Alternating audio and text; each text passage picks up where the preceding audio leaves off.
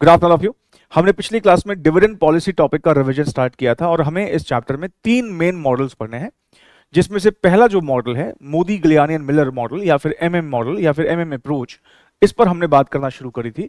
MM approach एक इररिलेवेंस dividend theory है। मतलब ये कि एमएम अप्रोच बोलती है कि आप डिविडेंड बांटें या ना बांटें, उसका शेयर होल्डर्स की वेल्थ पर कोई असर नहीं पड़ता। इस बात को हम आज प्रूव होता हुआ देखेंगे जब हम आज की रिवीजन क्लास को आगे बढ़ाएंगे। हमने पिछली क्लास में अभी बहुत बेसिक लेवल पर बातें करी थी और जिसके मदद से हमने कुछ तीन मल्टीपल चॉइस क्वेश्चन सॉल्व भी किए थे। और मैंने आपसे कहा था कि हम, क्योंकि ये जो रिवीजन क्लास है इसमें न्यू सिलेबस के बच्चों का भी ध्यान रखना है, इसलिए हम कुछ डिस्क्रिप्टिव क्वेश्चंस भी सॉल्व करेंगे, जो कि ध्यान रखें भले ही अगर आप ओल्ड सिलेबस के बच्चे हैं आपको भी करने हैं, क्योंकि वो कॉन्सेप्ट बिल्डिंग में आपकी काफी हेल्प करेंगे। मतलब आपको जो बचे हुए एमसीक्यूज हम करेंगे ना अभी एमएम अप्रोच के, वो आप बहुत प्यार से और आराम से समझ पाएंगे, उसको लॉजिकली देख पाएंगे। तो जो मैं अभी आपके साथ क्वेश्चन टेकअप करूंगा, चाहे आप ओल्ड सिलेबस के स्टूडेंट्स हैं या न्यू सिलेबस के स्टूडेंट्स हैं, दोनों के लिए ही इक्वली रिलेवेंट है।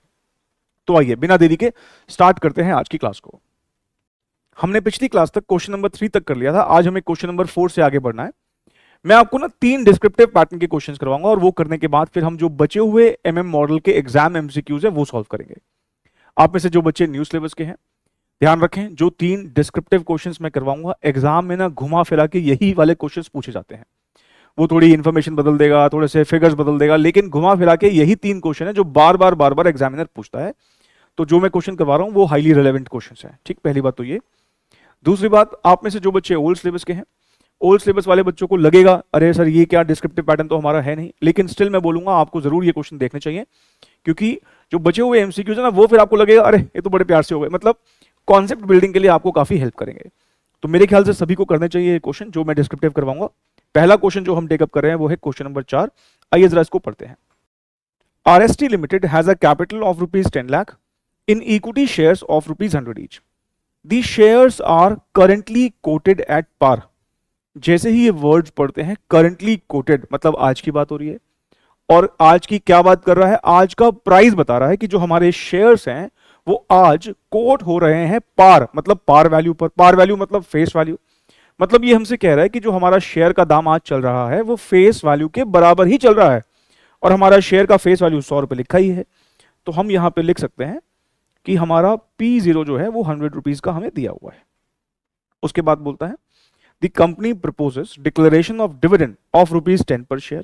कह रहा कंपनी 10 रुपए का डिविडेंड जो है वो प्रपोज करती है। इसका मतलब ये हमें D1 दे रखा है। कितने का D1 दे रखा है? 10 रुपए का D1 दे रखा है। The capitalization rate for the risk class to which the company belongs is 12%। मैंने आपसे कहा था कि केई के कई नाम ये चैप्टर यूज कर सकता है, जिसमें से एक नाम कैपिटलाइजेशन रेट था और वो सब नाम मैंने आपको लिखवाए थे। तो ये जो 12% दे रखा है ये क्या है? ये केई है। केई का मतलब ये शेयर होल्डर की एक्सपेक्टेशन है, शेयर होल्डर इतना रिटर्न एक्सपेक्ट करता है। अब हमसे क्या मांगा है? कहता है what will be the price, market price of the share eight the end of the year. मतलब इसने हमसे P1 मांगा है, P1 मांगा है, लेकिन दो बार मांगा है। If no dividend is declared and 10% dividend is declared. देखो, नो डिविडेंड इज डिक्लेयर्ड का मतलब पहले वाले केस में हमारा D1 जीरो होगा, और दूसरे वाले केस में कह रहा है अगर 10% का डिविडेंड डिक्लेयर कंपनी करती है तब क्या होगा प्राइस। आप भी जानते हैं कि ये जो 10% का डिविडेंड है ये किस पर अप्लाई करेंगे? फेस वैल्यू पर। फॉर एग्जांपल अगर आपको किसी डिबेंचर का इंटरेस्ट निकालना हो तो इंटरेस्ट रेट किस पर अप्लाई करोगे? उस डिबेंचर की फेस वैल्यू पर। अगर आपको किसी प्रेफरेंस शेयर का डिविडेंड निकालना हो तो उस प्रेफरेंस डिविडेंड की रेट को किस पे अप्लाई करोगे? प्रेफरेंस शेयर कैपिटल पर। तो देखा जाए ये 10% जो है, क्योंकि मुझे यहां पर डिविडेंड पर शेयर चाहिए होता है, एमएम मॉडल में एक शेयर का डिविडेंड चाहिए होता है, तो एक शेयर की वैल्यू 100 रुपए है। 100 रुपए का 10% निकालोगे तो 10 रुपए आएगा, और ये 10 रुपए तो उसने दे भी तो रखा हमें भाई। अगर हम डिविडेंड बांटेंगे तो कह रहा है 10% बांटेंगे, तो 10% किस पर निकलेगा? 100 रुपए पर निकलेगा, और ये हमें कहीं ना कहीं दे भी रखा है। ठीक है ना? चलिए, ये इस क्वेश्चन की पहली रिक्वायरमेंट है जहां पर हमें प्राइस निकालना है, मतलब P1 कंप्यूट करना है। फिर उसकी एक रिक्वायरमेंट और भी है, ये मैं अभी रीड करवाऊंगा आपको। मतलब इस क्वेश्चन में दो बातें हमसे पूछी गई हैं। पहले हम इस वाले जो इसकी पहली रिक्वायरमेंट है इसकी बात कर लेते हैं, फिर दूसरी रिक्वायरमेंट की बात करेंगे। तो ऐसा करते हैं, जो पहली रिक्वायरमेंट है ना जिसमें हमें प्राइस निकालना है उसको हम ए से रिप्रेजेंट कर देते हैं। ठीक, और इसमें भी दो पार्ट्स हैं। If no dividend is declared,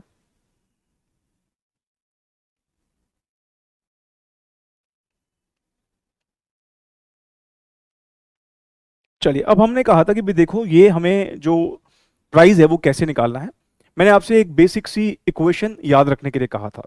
मैंने कहा भाई देखो, आज कोई भी इन्वेस्टर जब किसी भी कंपनी में इन्वेस्ट करेगा तो वो आज के प्राइस पर इन्वेस्ट करेगा, जो कि P0 है, ये इसकी प्रेजेंट वैल्यू है। इसमें वो अपनी रिटर्न की एक्सपेक्टेशन जोड़ के ईयर एंड पर वही वैल्यू मांगेगा। फॉर एग्जांपल यहां पर इसकी रिटर्न की एक्सपेक्टेशन 12% की है, 100 रुपए का प्राइस है, तो ये इन्वेस्टर क्या चाहेगा कि भाई मुझे एक साल के बाद मेरी जो 100 रुपए की वैल्यू में लगा रहा हूं ये 112 रुपए हो जाए। तो हमने कहा भाई देखो, P0 को मल्टीप्लाई कर देते हैं जैसे ही हम 1 प्लस के से, तो बेसिकली ये फ्यूचर वैल्यू आ गया नहीं, जिसमें से P0 प्रेजेंट वैल्यू है और 1 प्लस आर, आर यहां पर हमारा रिटर्न है, रिटर्न का एक्सपेक्टेशन है जिसको के बोल रहे हैं। ये बात मैंने पिछली क्लास में आपको लॉजिकली एक्सप्लेन की थी। और ये रिटर्न की एक्सपेक्टेशन हमें दो तरीकों से पूरी करनी है, या तो डिविडेंड की फॉर्म में पूरी करा दो, या हमारा कैपिटल गेन मतलब हमारे शेयर का दाम बढ़वा दो। नहीं, तो अगर हमें यहां पर P1 चाहिए तो P1 के लिए क्या करना पड़ेगा, P0 को मल्टीप्लाई करना पड़ेगा 1 प्लस के से, और इसमें से हमें डिविडेंड का जो भी अमाउंट होगा वो माइनस कर देना पड़ेगा। हम यहां पर 100 रुपए की इन्वेस्टमेंट कर रहे हैं और हमारी रिटर्न की एक्सपेक्टेशन 12% मतलब 0.12 है, तो 100 रुपए का 12% 12 रुपए होता है। तो मतलब हमारे जो इन्वेस्टमेंट की वर्थ है वो एक साल के बाद 112 रुपए हो जानी चाहिए। अब ये 112 रुपए मुझे या तो शेयर का दाम बढ़वा के करवा दो या मुझे डिविडेंड दे दो। यहां पे बोल रहा है कि कंपनी डिविडेंड नहीं बांटेगी। अगर कंपनी डिविडेंड नहीं बांटेगी तो ठीक है, मेरे को पूरा का पूरा 12% कैसे दे दो, मेरे शेयर का दाम बढ़वा के। तभी आप देख रहे हो हमारा प्राइस क्या होगा, 112 रुपए, क्योंकि कंपनी ने डिविडेंड नहीं बांटा। भाई मैंने 100 रुपए लगाए हैं, जो आज शेयर का दाम 100 रुपए चल रहा है, मेरी रिटर्न की एक्सपेक्टेशन 12% की है, तो मुझे 112 रुपए चाहिए eight the end of the first year. अगर आप कुछ डिविडेंड दे देते तो मैं अपना शेयर का दाम कम भी एक्सपेक्ट कर लेता, कोई दिक्कत नहीं है, लेकिन आपने डिविडेंड नहीं बांटा है, तो मुझे सारा का सारा रिटर्न किस फॉर्म में चाहिए होगा, शेयर का दाम बढ़वा के। तो हमारा P1 कितना होना चाहिए अगर डिविडेंड नहीं बढ़ता है, तो 112 रुपए। ये बात तो हम पिछली क्लास में कर भी चुके हैं। सेकेंड पार्ट देखते हैं।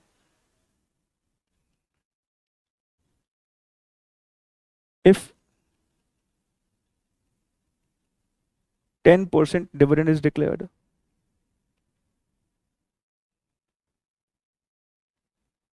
P1 is equals to P0 multiplied by 1 plus KE minus D1।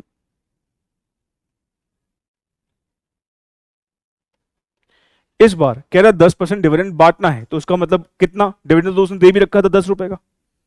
अब आप जरा सोचिए, मेरे को 112 रुपए करने हैं, मतलब मुझे 12 रुपए का रिटर्न चाहिए। कंपनी ने जब मुझे 10 रुपए का डिविडेंड दे दिया, अब मेरी एक्सपेक्टेशन सिर्फ कितने की और रह गई, 2 रुपए की। 12 रुपए चाहिए तो 10 रुपए तो कंपनी मुझे डिविडेंड दे देगी, तो मेरा शेयर का दाम सिर्फ अब कितने से बढ़ जाए मैं सेटिस्फाई हो जाऊंगा, सिर्फ 2 रुपए से। इसका मतलब 112 की मेरी टोटल रिक्वायरमेंट है, जिसमें से 10 रुपए कंपनी ने डिविडेंड देके मीट कर दी है, तो मेरे शेयर का दाम 102 रुपए भी होगा, चलेगा।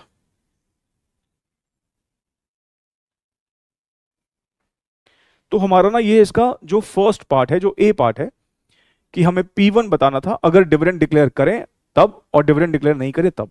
पहले हमने निकाला जब डिविडेंड डिक्लेयर नहीं होता तो हमारा शेयर का दाम 112 रुपए होगा, और अगर डिविडेंड डिक्लेयर होता है तो शेयर का दाम 102 रुपए होगा। पहले आप इसको देख लीजिए, समझ में आ गया आपको।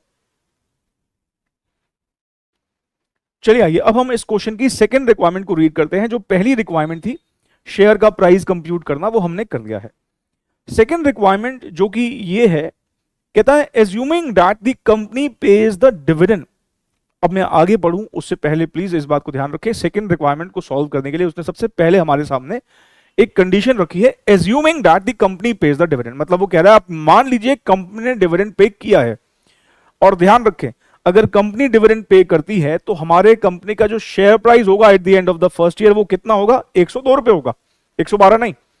मतलब जैसे ही वो बोलता है कि कंपनी डिविडेंड पे करती है, ये मानना है, तो हमारे शेयर का प्राइस जो हमारे दिमाग में रहेगा वो 112 नहीं 102 रुपए रहना चाहिए। ठीक, आगे बोलता है and has net profits of rupees 5 lakh and makes new investments of rupees 10 lakh during the period, how many new shares must be issued, use the MM model. अब ये चीज आप मेरे साथ पहली बार सॉल्व कर रहे हैं, और जब मैं आपको अभी 2 क्वेश्चन और करवाऊंगा तो ये उसमें भी रिपीट होगी। तो जैसे ही वो रिपीट होगी ना, तो आपको लगेगा अरे सिंपल सी बात है, लेकिन जब हम कोई चीज पहली बार करते हैं तो थोड़ा सा हमें लगता है कि हाँ समझने में वक्त लग रहा है, लेकिन जैसे ही हम दूसरी और तीसरी बार, मतलब जैसे ही हम 1-2 बार और प्रैक्टिस कर लेते हैं, तो हमें बात बहुत प्यार से समझ में आना शुरू हो जाती है। अभी भी कोई दिक्कत नहीं है, हम इसको सॉल्व करते करते समझने की कोशिश करेंगे। आइए जरा हम यहां पर अब अपनी जो सेकंड रिक्वायरमेंट है, हमने फर्स्ट रिक्वायरमेंट को ए लिख दिया था, तो इसको हम लिख देते हैं B.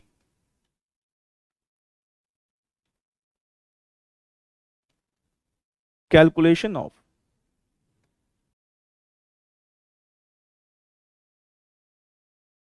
New shares to be issued.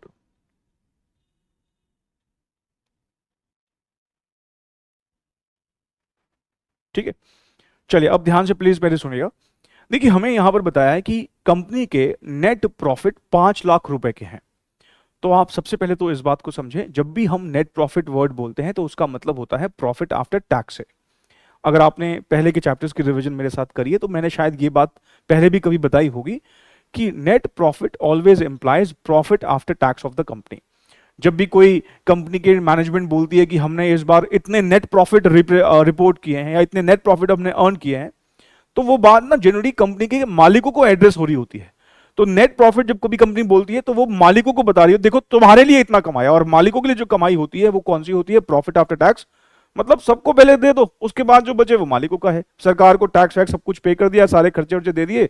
अब प्रॉफिट आफ्टर टैक्स जो होता है वो बेसिकली मालिकों के लिए ही कमाया जाता है। तो नेट प्रॉफिट का मतलब क्या होता है? प्रॉफिट आफ्टर टैक्स होता है। तो हमें ना नेट प्रॉफिट देखा है, मतलब प्रॉफिट आफ्टर टैक्स दे रखा है, वो 5 लाख रुपीस का है। और क्योंकि उसने बोला एज्यूमिंग दैट कि कंपनी पेज डिविडेंड, और डिविडेंड तो किस में से पे होगा? Of course profit after tax में से ही डिविडेंड पे होगा। अगर हम 5 लाख के प्रॉफिट में से डिविडेंड पे कर देंगे तो हमारे पास रिटेन्ड अर्निंग थोड़ी सी कम बचेगी। अब डिविडेंड कितना पे किया है? सर डिविडेंड तो 10 रुपए है, लेकिन 10 रुपए ध्यान रखें एक शेयर का है। यहां पर मैं कंपनी का टोटल प्रॉफिट लिख रहा हूं, तो डिविडेंड भी मुझे कितना माइनस करना पड़ेगा? टोटल डिविडेंड माइनस करना पड़ेगा। टोटल डिविडेंड कंपनी ने कितना बांटा होगा? अब देखिए 10% है। जब मैं इस 10% डिविडेंड को एक शेयर के वैल्यू पर अप्लाई करता हूं, तो एक शेयर का डिविडेंड आता है 100 रुपए का, 10% 10 रुपए। मैं अगर इस 10% को पूरे के पूरे 10 लाख पर अप्लाई कर दूंगा तो टोटल डिविडेंड आ जाएगा 10 लाख का 10% कितना होता है? 1 लाख रुपए। मतलब हमारा टोटल डिविडेंड कितना पे हुआ है? 1 लाख रुपए का। और आप कुछ ऐसे भी कह सकते हैं, अगर हमारी टोटल कैपिटल 10 लाख रुपए की है, ध्यान रखें आगे रुपीज लिखा है, ये रुपयों में है, 10 लाख रुपए की है, और मैं अगर 100 से डिवाइड कर दूं तो हमारे नंबर ऑफ शेयर आ जाएंगे। नंबर ऑफ शेयर कितने आ जाएंगे? 10,000 आ जाएंगे। एक शेयर पर डिविडेंड कितना बांटा है? 10 रुपए का, तो 10,000 को 10 से मल्टीप्लाई करके भी 1 लाख आएगा। 10 रुपए एक शेयर का डिविडेंड है। अगर मुझे टोटल डिविडेंड निकालना हो तो वो 1 लाख रुपए है। इस बात का पहले ध्यान रखें। तो जो हमने 5 लाख रुपए की कमाई करी है उसमें से हमने डिविडेंड बांट दिया होगा। डिविडेंड कितना बांटा हमने? आपके पास दो तरीके हैं, या तो आप 10 लाख रुपए पर 10% निकाल दीजिए, और या फिर आप क्या कीजिए, 10,000 को जो कि नंबर ऑफ शेयर्स हैं उसको एक शेयर के डिविडेंड से डिवाइड कर दीजिए। ये 10,000 कैसे आया मैं यहां पे आपके लिए लिख देता हूं। 10 लाख रुपए की कैपिटल है, डिवाइड बाय 100 करके आया। हमारा डिविडेंड कितना हुआ? 1 लाख हुआ। अब 5 लाख रुपए की कमाई में से 1 लाख रुपए हमने डिस्ट्रीब्यूट कर दिया, तो बाकी के 4 लाख रुपए को क्या बोलोगे आप? सर बाकी के 4 लाख को बोलेंगे वो रिटेन्ड अर्निंग्स है।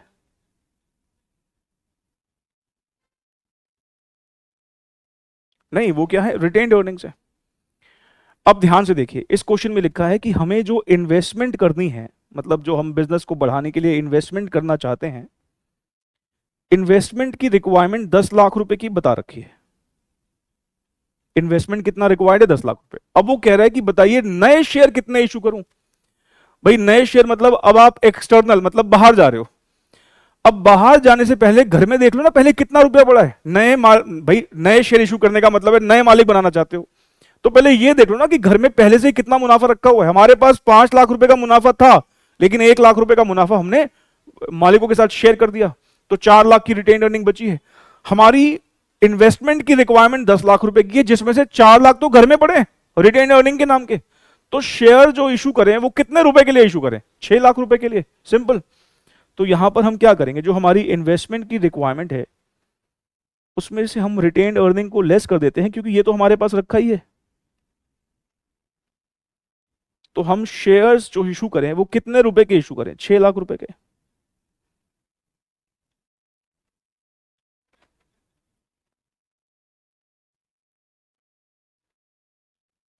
Amount to be raised by way of new shares. ठीक है, अब मुझे बताइए, क्योंकि उसने मुझसे नंबर ऑफ न्यू शेयर्स मांगे हैं, तो नए शेयर नंबर में मतलब कितने number of new shares issue करोगे? देखो 6 लाख रुपए रेज करते हैं, है ना, 6 लाख रुपए हमें शेयर से रेज करते हैं, और अगर हम डिविडेंड बांटते हैं, हमारा एक शेयर मार्केट में 102 रुपए का बिकेगा। एक शेयर 102 का बिकेगा, मतलब हमारे हर एक शेयर जो हम इशू करेंगे उस पर हमारे पास 102 रुपए का कैश आने वाला है। तो 6 लाख रुपए का कैश अरेंज करने के लिए आपको कितने शेयर्स इशू करने पड़ेंगे, ये आपको निकाल के बताना है। तो जरा 6 लाख को 102 से डिवाइड कर दो। सर ये आ रहा है 5882 शेयर्स। ठीक है, अब पहली बार किया है, अभी हम ऐसे एक दो क्वेश्चन और कर लेंगे ना, तो बात आपको ज्यादा अच्छे से समझ में आ जाएगी। इसको आपको नोट करना है तो कर लीजिए।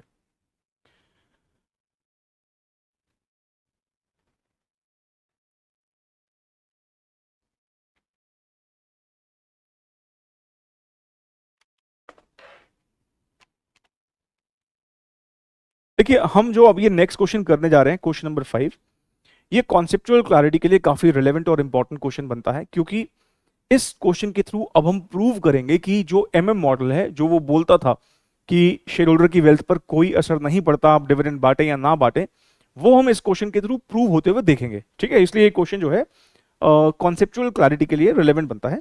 आइए जरा पढ़ते हैं इसमें क्या क्या लिखा है। कह रहा है D limited has 10 lakh equity shares outstanding at the beginning of the year. The current market price of the share is ₹150। इसका मतलब हमें P0 दे रखा है। Board of directors of the company has recommended ₹8 पर शेयर एज डिविडेंड। कह रहा company अगर dividend बांटेगी तो ₹8 पर शेयर का बांटेगी। रेट ऑफ कैपिटलाइजेशन मतलब हमें के दे रखा है 12% का। Based on MM approach calculate the market price of the share of the company when the recommended dividend is declared and not declared.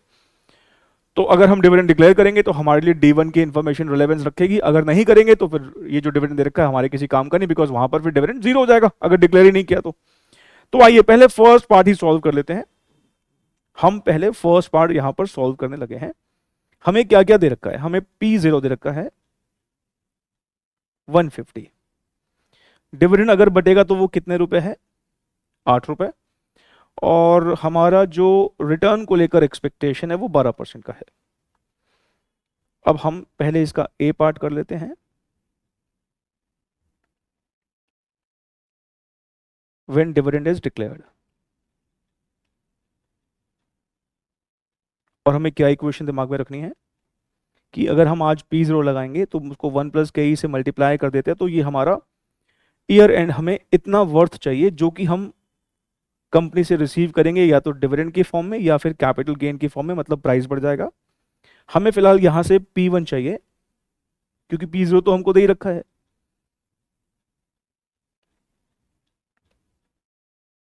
P0 150 है, रिटर्न की एक्सपेक्टेशन 12% की है। क्योंकि बोला है व्हेन डिविडेंड इज डिक्लेयर्ड, तो इसका मतलब हमें ₹8 माइनस करना पड़ेगा। अब इसका क्या मतलब, इसका इंटरप्रिटेशन क्या है? सर इसका इंटरप्रिटेशन है कि हमने 150 रुपीज लगाए हैं, हम अगर ₹150 लगाते हैं, ₹150 इन्वेस्ट करते हैं, और उस पर अगर हम 12% का रिटर्न एक्सपेक्ट करते हैं, तो 150 का 12% कितना होता है? ये होता है ₹18। मतलब हमें ₹18 का रिटर्न चाहिए, जिसमें से हमें ₹8 का तो कंपनी ने डिविडेंड दे दिया, तो हमारी ₹8 की एक्सपेक्टेशन तो कंपनी डिविडेंड के थ्रू पूरी कर देगी। तो बाकी जो ₹10 की एक्सपेक्टेशन है वो कैसे पूरी करेंगे? हमारा शेयर का दाम जो है 150 से बढ़ के 160 हो जाना चाहिए, नहीं? तो आप देखेंगे हमारा जो P1 है वो कितना आएगा? 160 ही आएगा, 160 आएगा। ये हो गया 168। हमारी टोटल रिक्वायरमेंट जो है, मतलब जो हमारा नेटवर्थ होना चाहिए वो 168 होना चाहिए, जिसमें से ₹8 तो कंपनी ने हमें डिविडेंड दे दिया। तो अब हमारी प्राइस को लेकर जो एक्सपेक्टेशन होगी वो होगी कि 160 का हमारा शेयर प्राइस हो जाना चाहिए। यही B part.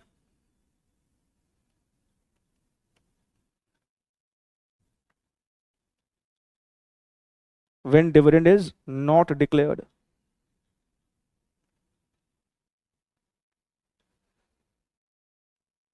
P1 is equals to P0 multiplied by 1 plus KE minus D1, 150 multiplied by 1 plus D1 तो जीरो हो जाएगा यहाँ पर, है ना, क्योंकि डिविडेंड नॉट डिक्लेयर्ड है। तो हमारी पूरी की पूरी एक्सपेक्टेशन 18 रुपए की शेयर प्राइस से ही पूरी होनी है, तो हमारा 150 का शेयर कितने का हो जाना चाहिए? अगर हमारी एक्सपेक्टेशन पूरी होनी है तो 168 का हो जाना चाहिए। तो ये हमारा फर्स्ट पार्ट सॉल्व हो गया। आइए अब हम इसका सेकंड पार्ट देख लेते हैं। इसको नोट कर लिया आपने? सेकंड पार्ट में कहता है how many new shares to be issued by the company. जैसे अभी पिछले क्वेश्चन में भी शेयर मांगे थे, लेकिन वहां पर शेयर कब मांगे थे? जब कंपनी डिविडेंड डिक्लेयर कर रही थी। उसने पहले ही कहा था assuming that the company has declared dividend. यहां पर क्या कहता है? How many new shares to be issued by the company at the end of the accounting year on the assumption that net income, net profit net income एक ही बात होती है, नेट इनकम इज ₹2 करोड़। मतलब हमें प्रॉफिट आफ्टर टैक्स 2 करोड़ रुपए का दे रखा है, और हमारे जो इन्वेस्टमेंट का बजट है, मतलब जो हमें इन्वेस्टमेंट करनी है, वो 4 करोड़ रुपए की करनी है। ऊपर भी कुछ ऐसा ही था, हमें प्रॉफिट आफ्टर टैक्स दे रखा था और हमें इन्वेस्टमेंट रिक्वायरमेंट दे रखी थी। लेकिन यहां उसने हमें नंबर ऑफ न्यू शेयर्स निकालने के लिए बोला है दोनों केसेस में, when the above dividends are distributed and dividends are not declared. मतलब दोनों ही केसेस में हमें करना है इसको कैलकुलेट। और इस बार ना हम टैबुलर फॉर्म में करेंगे। आप में से जो डिस्क्रिप्टिव पैटर्न वाले बच्चे हैं, आप जैसे मैं यहाँ पे टैबुलर फॉर्म में बना रहा हूँ, आप एग्जाम में वैसे ही बना के आ सकते हैं, कोई दिक्कत आपको नहीं आएगी। तो चलिए इसका सेकंड पार्ट सॉल्व करते हैं, और टेबुलर फॉर्म में हम कैसे प्रेजेंटेशन देंगे आइए देखिए। Second part,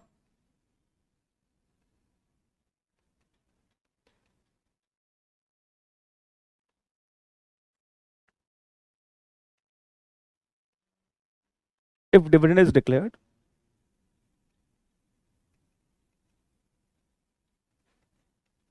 if dividend is not declared।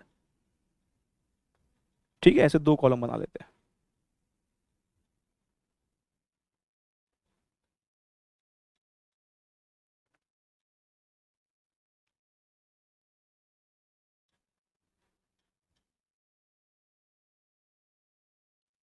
सबसे पहले हम यहां लिखेंगे नेट इनकम। नेट इनकम का क्या मतलब है? Profit after tax. कितने रुपए की दे रखी है? 2 करोड़ रुपए की। तो 2 करोड़ में 7 जीरो होंगी, ठीक है ना, ये ध्यान रखिएगा प्लीज आप।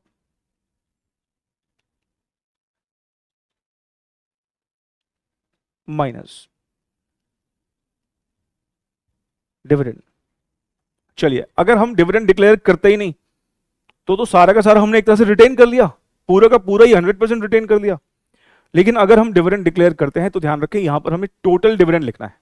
हमारा 8 रुपए का डिविडेंड ध्यान रखें एक शेयर का है ना, और हमारे टोटल नंबर ऑफ शेयर उसने साफ साफ पहले बता रखे हैं 10 लाख शेयर है। तो 10 लाख को 8 रुपए से मल्टीप्लाई कर देंगे तो हमारा जो डिविडेंड टोटल डिविडेंड कितने का आ जाएगा? 80 लाख का आ जाएगा। तो हम यहां पर अगर लिखें डिविडेंड तो 10 लाख इंटू 8, 80 लाख का हमारा डिविडेंड यहां से पे हो जाएगा। तो हमारी रिटेन्ड अर्निंग्स कितनी बचेंगी? सर अगर आपने डिविडेंड डिक्लेयर किए हैं तो इसका मतलब ये होगा कि आपके पास रिटेन्ड अर्निंग 1 करोड़ 20 लाख की बचेंगी। और यहां तो आपका पूरी की पूरी कमाई आपने रिटेन कर ली, डिविडेंड तो आपने दिया ही नहीं, तो यहां रिटेन्ड अर्निंग 2 करोड़ की बचेगी। तो हमने यहां पर सबसे पहले तो रिटेन्ड अर्निंग निकाल लिया, ठीक है।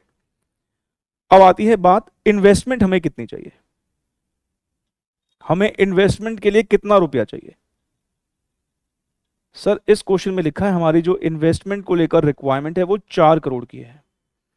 प्लीज ध्यान से, हाँ जीरो गिरा मत देना एक आध, मतलब बदल जाएगा पूरा का पूरा, ध्यान रखिए प्लीज। हाँ 4 करोड़ में 7 जीरो लगानी है ना। अब 4 करोड़ रुपए हमारे पास अगर हमें इन्वेस्टमेंट के लिए चाहिए तो पहले तो हम यही देखेंगे कि हमारे पास घर में कितने रखे हैं। पहले वाले केस में हमारे पास घर में कितने रखे हैं? 1 करोड़ 20 लाख। तो बाहर से मतलब नए शेयर के लिए कितने के लिए बाहर जाए, कितने रुपए हम बाहर से उठाएं, मतलब शेयर्स के फॉर्म में। सर 4 करोड़ में से 1 करोड़ 20 लाख तो है, 2 करोड़ 80 लाख रुपए हम बाहर से उठा लेंगे। और दूसरे वाले केस में हमें सिर्फ 2 करोड़ ही रेज करने की जरूरत पड़ेगी। तो इसमें से क्या माइनस करें? Retained earnings.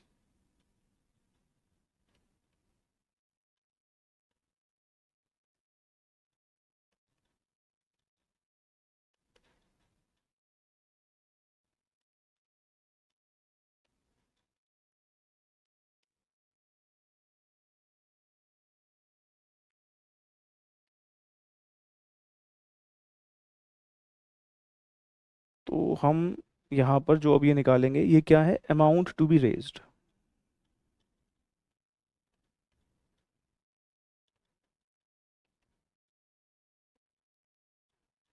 Bye way of new shares.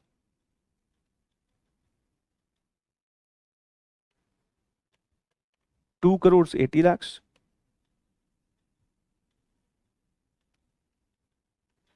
और यहां पर 2 crores। अब हमें यहां पर कितने शेयर्स इशू करने हैं ये बताना है। तो हम शेयर कितने पर इशू करेंगे, जो हमारा प्राइस चल रहा होगा। उसने बोला भाई बताइए, अगर 1 साल के बाद हमारी ये इन्वेस्टमेंट की रिक्वायरमेंट है तो बताइए हमें कितने शेयर्स इशू करने पड़ेंगे। अगर हम डिविडेंड डिक्लेयर करते हैं तो उस केस में हमारी कंपनी का जो शेयर का दाम है वो है 160। मतलब इस वाले केस में हमारा शेयर का दाम 160 होगा और इस वाले केस में हमारा शेयर का दाम 168 होगा, है ना, ऐसे कुछ होगा ना। तो ठीक है, अगर आप पहले वाले केस में नंबर ऑफ न्यू शेयर्स निकालेंगे तो बताइए कितने आएंगे।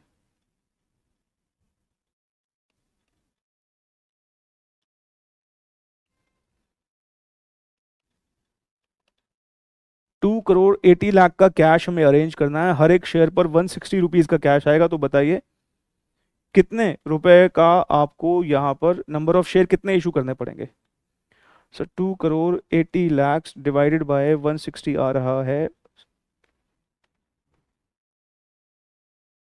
ये आ रहा है 1,75,000 शेयर्स। यहाँ 1,75,000 शेयर इशू करने पड़ेंगे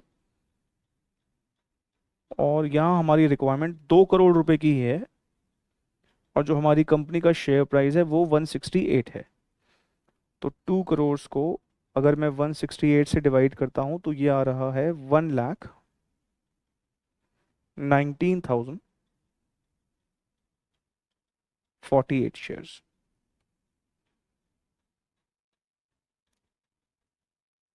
ठीक है, ये सेकेंड पार्ट हमने अभी पिछले क्वेश्चन में भी देखा था, बस वहां पर हमने सिर्फ एक ही, जब हमने डिविडेंड डिस्ट्रीब्यूट किया था उस वाले केस में देखा था। यहां पर दोनों बार निकाला, अगर डिविडेंड डिस्ट्रीब्यूट करते हैं तब हमें कितने शेयर इशू करने पड़ेंगे और डिविडेंड डिस्ट्रीब्यूट नहीं करते हैं तब कितने शेयर इशू करने पड़ेंगे। जब हम डिविडेंड डिस्ट्रीब्यूट करेंगे तो हमें बाहर से ज्यादा पैसे रेज करने हैं, बाहर से ज्यादा पैसे रेज करने हैं, क्योंकि ऑफ कोर्स हमारा रिटेन्ड अर्निंग कम होगा। और अगर हम डिविडेंड डिस्ट्रीब्यूट नहीं करेंगे तो हमारा रिटेन्ड अर्निंग ज्यादा है, 2 करोड़ रुपए का है, तो हमें कम पैसा रेज करना पड़ेगा। और आपने देखा ही है कि अगर हम डिविडेंड बांटते हैं तो क्या प्राइस है, डिविडेंड नहीं बांटते हैं तो क्या प्राइस है। तो उतने का हमारा शेयर इशू हो जाएगा, जितने रुपए चाहिए डिवाइडेड बाय इशू प्राइस, हमारे नंबर ऑफ न्यू शेयर्स निकलाएंगे। ये हमारे नंबर ऑफ न्यू शेयर्स हैं।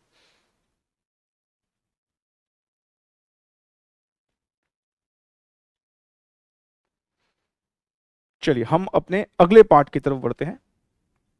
थर्ड पार्ट क्या कहता है, कहता है show that the market value of the shares at the end of the accounting year will remain the same whether dividends are distributed or not। क्योंकि हम MM approach use कर रहे हैं और एमएम मॉडल की खास बात क्या थी कि ये एक इररिलेवेंस डिविडेंड थियरी है। मतलब ये बोलती है कि डिविडेंड बांटो ना बांटो, शेयर होल्डर की वेल्थ पर कोई असर नहीं पड़ता। ध्यान रखें, शेयर प्राइस भले ही अलग अलग है, मतलब अगर आप देखें, अगर हम डिविडेंड बांटते हैं तो 160 का शेयर प्राइस है और नहीं बांटते हैं तो 168 का है। ये ध्यान रखें, ये शेयर प्राइस है, ये वेल्थ ऑफ शेयर होल्डर नहीं है। वेल्थ ऑफ शेयर होल्डर कैसे निकलेगी मैं अब बताऊंगा निकाल के, और हम देखेंगे कि दोनों जगह पर wealth of share holder same रहने वाली है। आइए अब हम थर्ड पार्ट सॉल्व करते हैं, और थर्ड पार्ट सॉल्व करने के लिए हम फिर से ये दो तरीके से हम कॉलम बना लेंगे। हेडिंग डालिए कैलकुलेशन ऑफ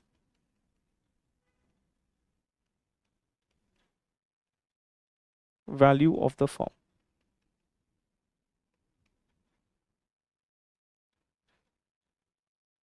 एक कॉलम फिर से वैसे ही particulars,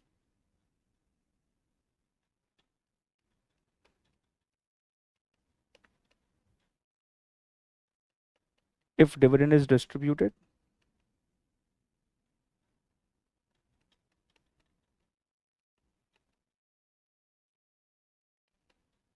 if dividend is not distributed।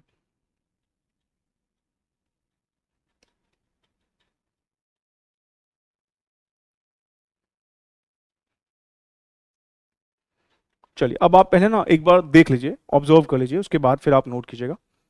देखिए सबसे पहले मुझे ये बताइए कि हम अभी जो हमारे एग्जिस्टिंग शेयर्स हैं वो कितने हैं। सर एग्जिस्टिंग शेयर्स तो हमको दे ही रखे हैं, 10 लाख है।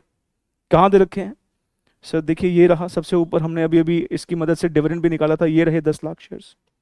नहीं, ये हमें पता है ये 10 लाख शेयर है, तो एग्जिस्टिंग शेयर तो हमारे 10 लाख है।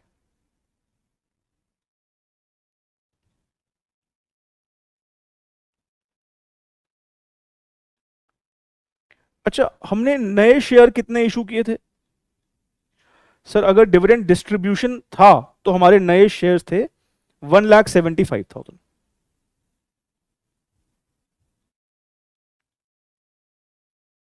ठीक है। अच्छा, अगर डिविडेंड डिस्ट्रीब्यूट नहीं करते हैं तो एग्जिस्टिंग शेयर तो सेम ही है, 10 लाख ही। बस नए शेयर हमारे थोड़े से यहां पर कम इशू हुए थे, 1,19,048, 1,19,048। मतलब ये हुआ कि अगर मैं आपसे ये पूछूं कि अगर हम ये शेयर इशू करते हैं तो हमारे टोटल नंबर ऑफ शेयर्स कितने हो जाएंगे, तो टोटल शेयर्स कैसे निकलेंगे? एग्जिस्टिंग शेयर कितने हैं और नए शेयर कितने इशू किए हैं, दोनों को जोड़ के। तो ये हो जाएगा 11,75,000, ये हो जाएगा 11,19,048। पहले मुझे बताओ, ये समझ में आता है? हमारे 10 लाख शेयर तो पहले से ही थे, ठीक है ना। अब हमने अगर डिविडेंड डिक्लेयर किया तो हमें जो नए शेयर इशू करने पड़े अपनी इन्वेस्टमेंट नीड को पूरा करने के लिए, वो 1,75,000। तो अगर हम 175 शेयर इशू कर लेंगे तो 10 लाख पहले से हमारे पास टोटल शेयर 11,75,000 हो जाएंगे। और मान लीजिए अगर हम डिविडेंड डिक्लेयर नहीं करते हैं तो हमें नए शेयर कितने इशू करने पड़ेंगे? 1,19,048। डेसिमल में आया था, हमने राउंड ऑफ कर दिया, तो हमारे टोटल नंबर ऑफ शेयर कितने हो जाएंगे? 11,19,048। ये बात समझ में आती है? अब मैं अगर आपसे ये पूछूं कि बताइए कि पूरी की पूरी कंपनी का वैल्यू क्या है? ये जो कंपनी का वैल्यू होता है ना, इसको आप कभी भी प्रैक्टिकली कभी आप सुनते हैं मार्केट कैप, ये वर्ड आपने सुना होगा, मार्केट कैप। मार्केट कैप का मतलब यह है कि ये कंपनी आज अगर पूरी की पूरी कोई खरीद ले तो कितने की मिल जाएगी। और मार्केट कैप कैसे निकलती है? उस कंपनी के जितने भी शेयर्स आउटस्टैंडिंग है, मतलब उस कंपनी के जितने भी नंबर ऑफ शेयर्स हैं, उसको मैं अगर उस कंपनी के शेयर प्राइस से मल्टीप्लाई कर देता हूं तो वो आ जाती है market capitalization of the whole company.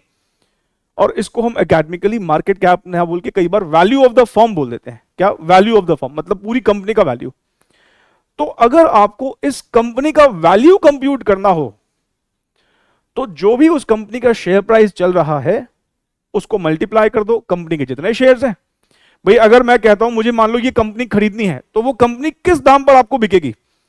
उस कंपनी के जितने भी टोटल नंबर ऑफ शेयर है, अगर मैं उस कंपनी के शेयर प्राइस से मल्टीप्लाई कर देता हूं तो मैं बोलता हूं ये इस कंपनी का मार्केट वैल्यू है, जिसको आप मार्केट कैप भी बोल देते हैं। यहां पर हम वैल्यू ऑफ फर्म बोलेंगे।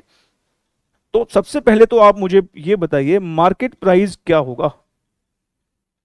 सर मार्केट प्राइस यहां पर हमारा 160 था, यहां पर हमारा 168 था।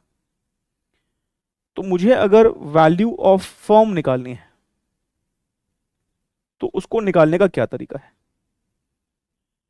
टोटल शेयर्स आपके जितने भी हैं उसको आप एक शेयर के मार्केट प्राइस से मल्टीप्लाई कर दो, मतलब एमपीएस से मल्टीप्लाई कर दो।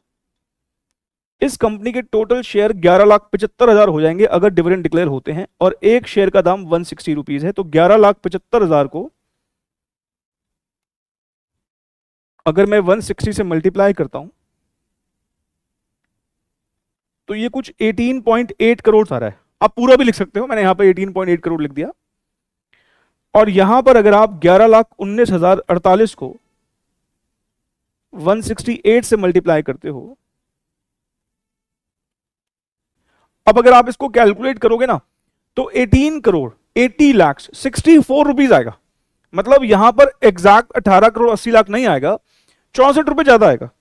पर 64 रुपए 18 करोड़ के आगे एक बहुत छोटी सी चिल्लर सी फिगर है, तो उसको मैं अगर इग्नोर करके यहां पे ऐसे लिख सकता हूं क्या? देखो मैं यहां पे लिख रहा हूं 18.8 करोड़ और ब्रैकेट में लिख देता हूं अप्रोक्सीमेट, क्योंकि अप्रोक्सीमेट ही तो यही है। अब आप में से कुछ बच्चे बहस कर सकते हैं, सर 64 रुपए ज्यादा तो है ना, आप तो कह रहे the value of the firm same रहेगा। देखो 64 रुपए ज्यादा आने के पीछे क्या कारण है? यहां पर आप अगर देखें, आपने ना ऊपर जो नंबर ऑफ शेयर्स निकाले थे ये वाले, ये आपने अप्रोक्सीमेट किए थे। ये नंबर ऑफ शेयर एग्जैक्टली में पता है कितने आए थे? अगर मैं 2 करोड़ को 168 से डिवाइड करता हूं तो ये कुछ आया था 1,19,047.6 था। आपने 47.6 ना करके इसको 48 कर दिया, क्योंकि आपने थोड़ा सा नंबर ऑफ शेयर बढ़ा दिया, एक फ्रैक्शन शेयर का बढ़ा दिया, इसलिए 64 रुपए का फर्क आ गया। अगर मान लो ये भी एक बड़ी प्यारी सी फिगर आई होती जैसे 1,75,000 की आई थी, तो दोनों वैल्यूज एग्जैक्टली बराबर आती। ये 64 रुपए का डिफरेंस सिर्फ इसलिए आया है क्योंकि हमने नंबर ऑफ शेयर निकालते वक्त इसको थोड़ा सा राउंड ऑफ कर दिया, अदरवाइज ये 64 रुपए का फर्क भी नहीं आता। अब क्योंकि हमें ये प्रूव करना है कि value of the firm same रहती है, तो सब्सटैंशियली देखो ना, सेम ही तो है। 64 रुपए का फर्क वैसे भी कोई फर्क नहीं होता, तो आप दोनों की वैल्यू सेम लिखकर, जिसकी वैल्यू थोड़ी सी ऊपर नीचे ज्यादा आ रही है, आप ब्रैकेट में अप्रोक्सीमेट लिख के छोड़ दो, मतलब 18.8 करोड़ लिखो और ब्रैकेट में अप्रोक्सीमेट लिख दो। और ये हमने प्रूव कर दिया कि value of the firm, share price की बात नहीं कर रहे, एक शेयर की बात नहीं कर रहे, जब हम कंपनी का टोटल वैल्यू निकालते हैं तो डिविडेंड बांटो या ना बांटो, हमने देखा कि वो सेम रहता है। यही एमएम मॉडल का कहना था। इसको आप नोट कर लो। डिस्क्रिप्टिव पैटर्न वाले बच्चे पूछ सकते हैं कि सर क्या हम ऐसे करके आएंगे? बिल्कुल ठीक है, बिल्कुल ठीक है, ऐसे ही करके आना एग्जाम में।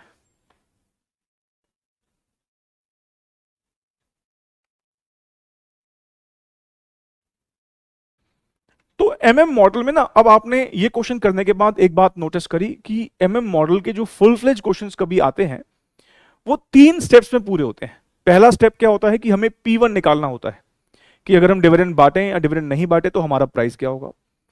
दूसरा स्टेप क्या होता है कि हमें number of new shares compute करने होते हैं। और तीसरा स्टेप होता है जहां पर हमें वैल्यू ऑफ द फर्म निकालनी होती है। और जो ये वैल्यू ऑफ द फर्म निकलती है, ये दोनों ही केसेस में डिविडेंड बांटो या ना बांटो सेम रहता है। यही एमएम मॉडल का कहना था। एक क्वेश्चन और प्रैक्टिस करेंगे, और जो हम अगला क्वेश्चन प्रैक्टिस करेंगे वो न्यू सिलेबस के बच्चों के लिए एक रिलेवेंट क्वेश्चन है, क्योंकि ये न्यू सिलेबस के इंस्टीट्यूट के स्टडी मैट का क्वेश्चन है, जो कि ऑफ कोर्स न्यू सिलेबस के बच्चों के लिए रिलेवेंट इसलिए क्योंकि वो एज इट इज पूछा जा सकता है। आइए जरा इस क्वेश्चन को भी रीड कर लेते हैं। A company belongs to a risk class for which the appropriate rate of capitalization is 10%। मतलब हमें यहां पर के ही दे रखा है। The total number of equity share 30,000 है। करंट मार्केट प्राइस मतलब P0 दे रखा है 80 रुपीज का। The company is thinking to declare a dividend of ₹4 per share, मतलब हमें D1 दे रखा है। और उसके बाद कहता है कंपनी जो है वो नेट इनकम एक्सपेक्ट कर रही है 3 लाख रुपीज, मतलब profit after tax.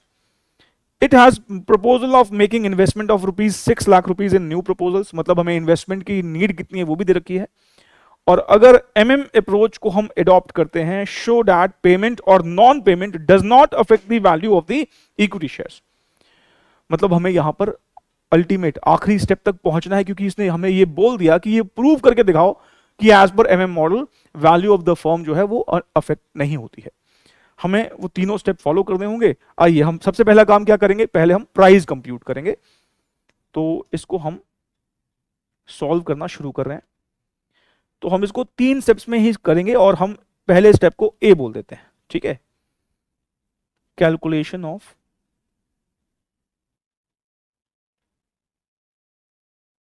Price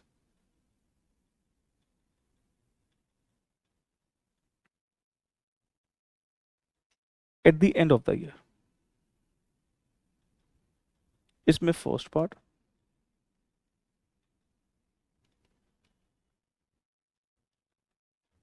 when dividend is paid.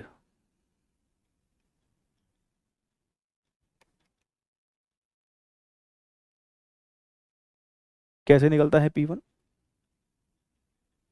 P0 multiplied by 1 plus के ई माइनस D1। P0 इस क्वेश्चन में हमें गिवन है 80 रुपीज का है, और के ई हमारा 10% है, मतलब 0.10। डिविडेंड अगर बांटते हैं तो 4 रुपए, है ना, ये सब दे रखा है। आप देखिए यहाँ पर 80 रुपए का ये प्राइस रहा, के ई ये रहा, और डिविडेंड 4 रुपए का, है ना। तो 80 रुपए अगर हम लगाएंगे, 10% की हमारी एक्सपेक्टेशन है, तो हमें तो 88 चाहिए। अगर 4 रुपए कंपनी के डिविडेंड के नाम के दे देगी हमें, तो हमारा शेयर प्राइस 84 भी होगा, चलेगा। तो जब डिविडेंड पे होगा तो शेयर का प्राइस कितना होगा? 84।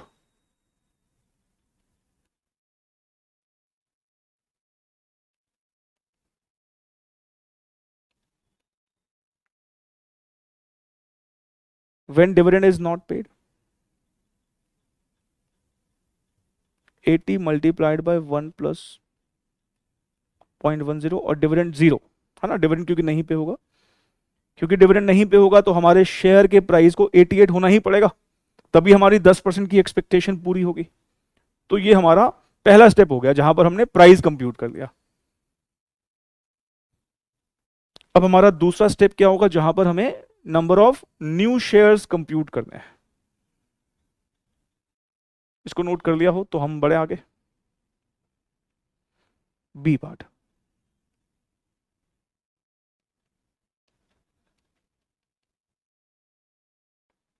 Calculation of number of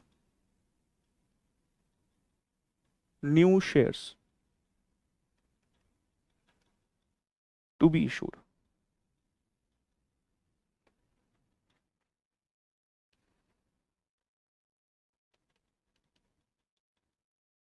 When dividend is declared,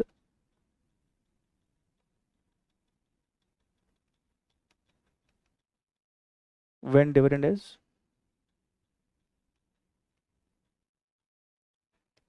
not declared। ठीक है जी। चलिए, प्रॉफिट आफ्टर टैक्स हमें दे रखा है इस क्वेश्चन में, कितना दे रखा है profit after tax? Net income बोले प्रॉफिट आफ्टर टैक्स बोले एक ही बात है, कितने का है? 3 लाख रुपए का है। तो हमारा पहला तो काम क्या होता है, हमें यह देखना होता है कि हमारी रिटेन्ड अर्निंग कितनी होगी, क्योंकि इन्वेस्टमेंट जो भी हम करेंगे वो पहले कहां से मीट करेंगे, पहले हम अपनी रिटेन्ड अर्निंग से मीट करेंगे ना। तो 3 लाख रुपए अगर हम प्रॉफिट कमाएंगे, अब इसमें से कितना रिटेन करेंगे? सर ये इस बात पे डिपेंडेंट है कि आप कितना डिविडेंड डिस्ट्रीब्यूट करेंगे, तो इसमें से पहले डिविडेंड माइनस कर देते हैं। जो हमें 4 रुपए का डिविडेंड दे रखा है वो एक शेयर का है, तो टोटल डिविडेंड कितना बांटेगी कंपनी का डिविडेंड बांटेगी? तो सर 30,000 शेयर्स बता रखे हैं, एग्जिस्टिंग शेयर 30,000 है, तो 4 रुपए के हिसाब से 1,20,000 हो जाएगा ना, 30,000 को 4 से मल्टीप्लाई कर।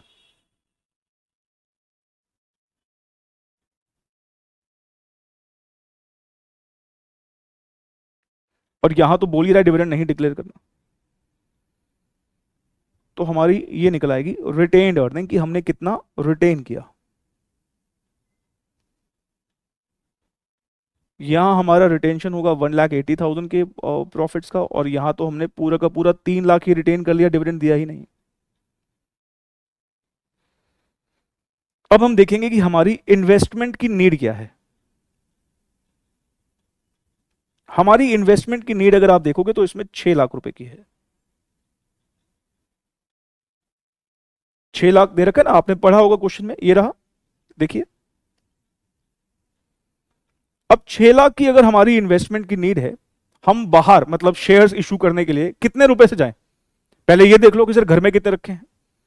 तो इन्वेस्टमेंट में से आप कुछ पोर्शन तो रिटेन अर्निंग से ही मीट कर, जो भी इन्वेस्टमेंट की आपकी नीड है, तो जो पैसा घर में रखा है वो तो पहले यूज कर लेंगे। 6 में से हमें यहां पर 1,80 तो घर से ही मिल रहा है, इसका मतलब हमें बाहर जाना पड़ेगा, मतलब नए शेयर्स इशू करने पड़ेंगे 4,20,000 के, और यहां हमारी रिटेन अर्निंग ज्यादा है तो हमें यहां पर 3 लाख शेयर इशू करने पड़ेंगे, मतलब 3 लाख रुपए के शेयर इशू करने पड़ेंगे। 3 लाख शेयर बोल दिए मैंने, शेयर तो भी निकालेंगे हम।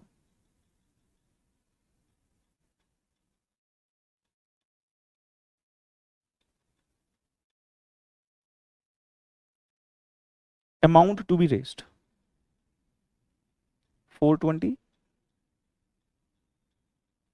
3 lakh. Amount to be raised by way of equity.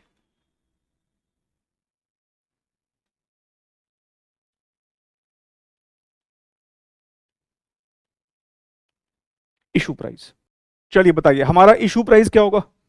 Sir जब हम डिविडेंड बांटेंगे तो हमारा इशू प्राइस 84 रुपीज है, और नहीं बांटेंगे तो 88 रुपीज है। बस ये लिख दो यहां पर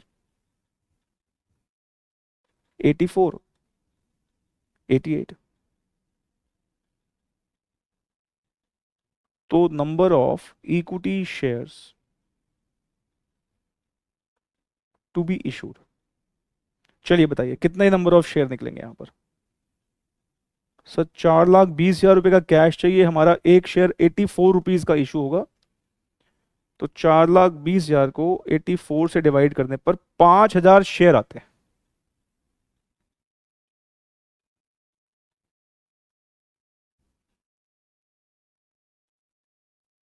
और 3 लाख को 88 से डिवाइड करने पर क्या आ रहा है सर? 3 लाख को 88 से डिवाइड करने पर आएगा 3409 शेयर्स। ठीक है, राउंड ऑफ किया है बस सिंपली। अब देखिए यहां पर भी ना, क्योंकि शेयर का नंबर दूसरे वाले केस में एग्जैक्ट नहीं आया है, तो जब हम यहां पर वैल्यू ऑफ द फर्म निकालेंगे तो इस बार भी अप्रोक्सीमेटली इक्वल आएगा। ठीक है, अगर दोनों में एग्जैक्ट नंबर ऑफ शेयर निकलाएंगे बिल्कुल एग्जैक्ट फिगर आएगी फिर दोनों की, पर यहां पे थोड़ा बहुत फर्क आ सकता है, बिकॉज यहां पर नंबर ऑफ शेयर आपने बिल्कुल एग्जैक्ट नहीं निकाले हैं, दूसरे वाले केस में आपने राउंड ऑफ किए हैं। तो ये हमारा एक तरह से सेकंड स्टेप हो गया, जहां पर हमने नंबर ऑफ न्यू शेयर्स कितने इशू होने चाहिए वो निकाल दिए। अब हमें क्या करना है, अब हमें हमारा फाइनल स्टेप परफॉर्म करना है, जहां पर हम वैल्यू ऑफ द फर्म निकालेंगे। और वैल्यू ऑफ द फर्म कैसे निकालेंगे?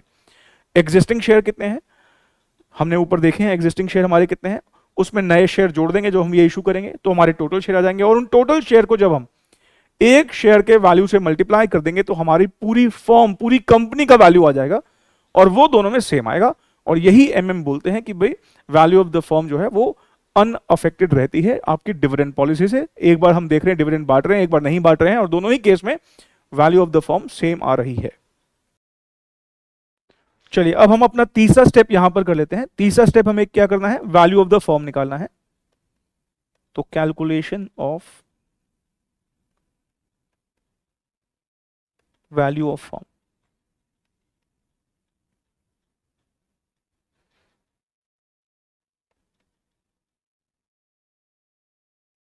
if dividend is distributed,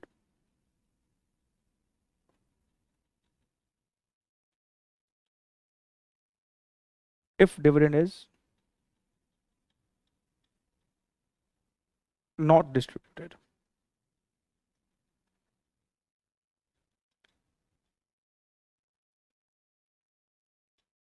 चलिए पहले एग्जिस्टिंग शेयर्स बताइए कितने हैं? सर हमारे एग्जिस्टिंग शेयर्स 30,000 है, और नए शेयर हमने कितने इशू करते हैं?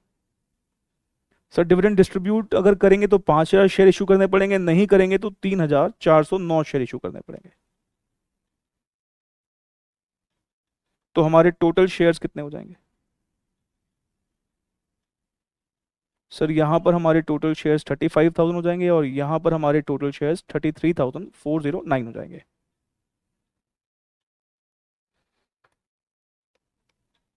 ठीक है ना? अब वैल्यू ऑफ द फर्म कैसे आएगा? Sir value of the firm निकालने के लिए आपको टोटल शेयर्स को मार्केट प्राइस से मल्टीप्लाई करना पड़ेगा, और मार्केट प्राइस हमारा डिविडेंड बांटते हैं तो 84 यहां पर है, और यहां पर हमारा 88 है।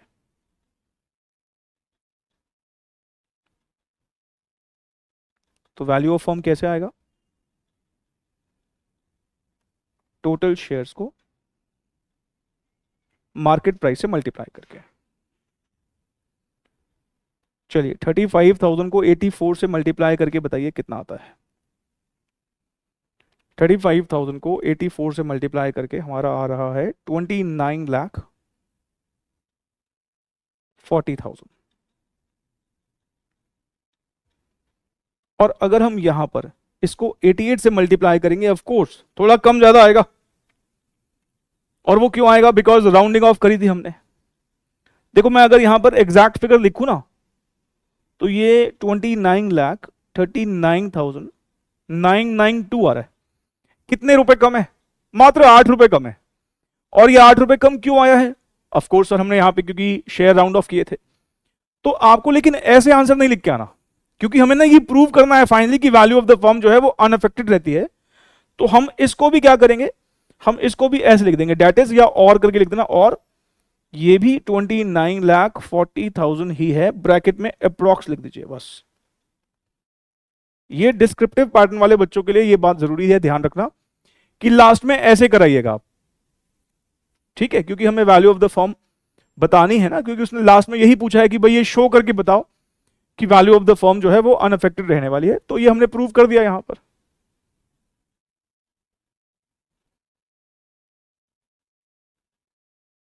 मेरे ख्याल से अब ना आपको ये बात क्लियर हो गई होगी कि एमएम मॉडल के जो क्वेश्चंस होते हैं, खासकर जो फुल फ्लेज क्वेश्चन होते हैं, वो 3 स्टेप में खत्म हो जाते हैं। पहला स्टेप क्या होता है, हमें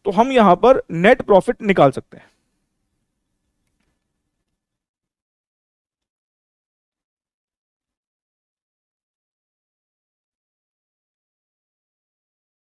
नेट प्रॉफिट का मतलब पैट हो गया। 55 लाख मतलब सेल्स के ऊपर अगर हम 8% लगा दें, जो कि नेट प्रॉफिट रेशो है, तो हमारा नेट प्रॉफिट निकल आएगा, जो कि 4,40,000 निकल के आ रहा है। ठीक है ना, 4,40,000 निकल के आ रहा है। और कह रहा है कि हमारा पे आउट रेशियो कितना है, 30%, मतलब हम जितनी भी कमाई करते हैं 30% बांट देते हैं। तो 4,40 की अगर हमने कमाई करी है, इसमें से 30% बांट देंगे माइनस डिविडेंड,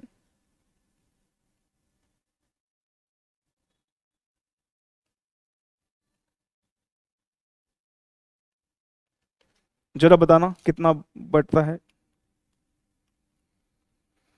सर ये आ रहा है 132, मतलब आप 1,32,000 बांट दोगे।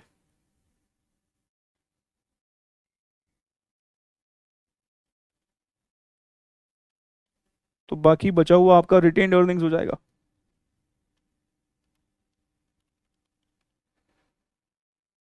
तीन लाख आठ हजार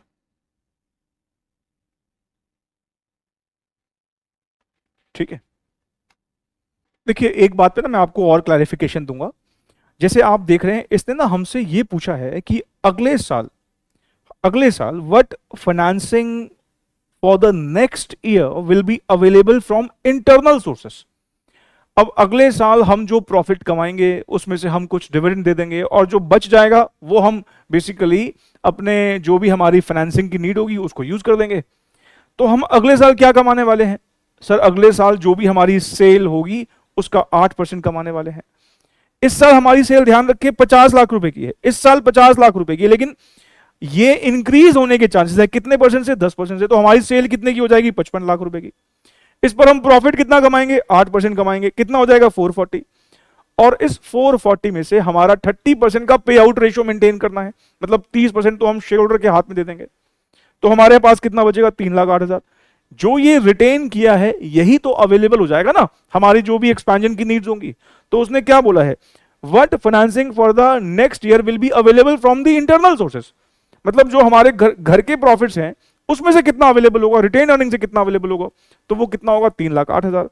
और ये 3,08,000 को कंप्यूट करने का एक और भी तो तरीका है। इसने आपको पे आउट रेशियो बताया है। मैंने पिछली ही क्लास में डिस्कस किया था कि पे आउट रेशियो अगर आपको दे रखा हो तो आप रिटेंशन रेशियो निकाल सकते हो।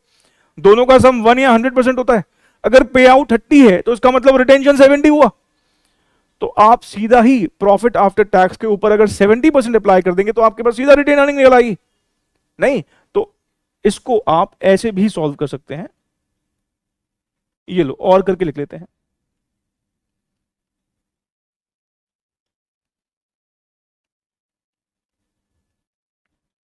पे आउट रेशियो 30% अगर है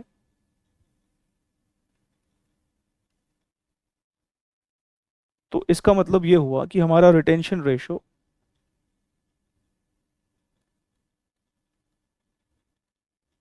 70% होगा।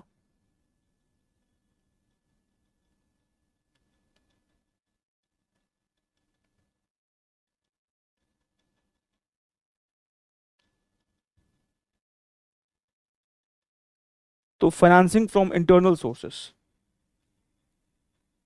4,40,000 का 70% निकाल दो सीधा। तो ये भी एक तरीका है, ठीक है ना। कैसे भी कर लो, आएगा तो वही 3,08,000 ना। भाई 4,40 में से पहले आप 30% माइनस कर दो तो जो बचेगा वो 70 बचेगा, या सीधा 4,40 का 70 निकाल दो। तो 3,08,000 हमारा आंसर में है। Yes, B is the answer.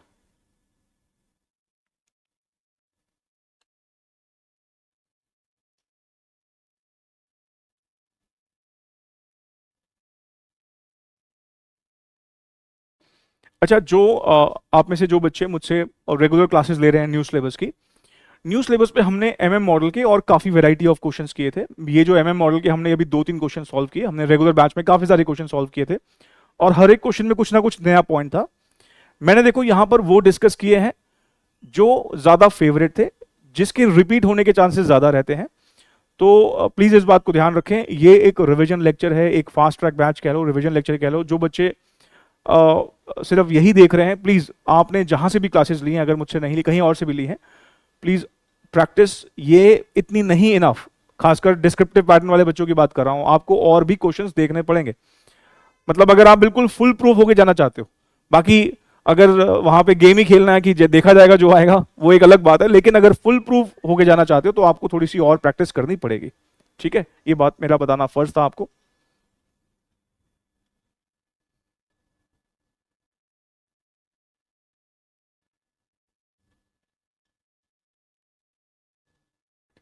तो आज की रिवीजन लेक्चर को यहीं तक रखते हैं। अगली क्लास में हम इस डिविडेंड पॉलिसी को कंटिन्यू करेंगे। अगली क्लास में हमारा जो मेन फोकस रहने वाला है वो रहने वाला है वॉल्टर्स मॉडल पर, जो कि इस चैप्टर का सबसे इंपॉर्टेंट मॉडल है। ठीक है, तो नेक्स्ट क्लास में हम वॉल्टर्स मॉडल पर बात करेंगे और उस पर देखेंगे जो भी पॉसिबल एमसीक्यूज, जो भी एग्जाम के एमसीक्यूज है वो सारे सॉल्व कर लेंगे।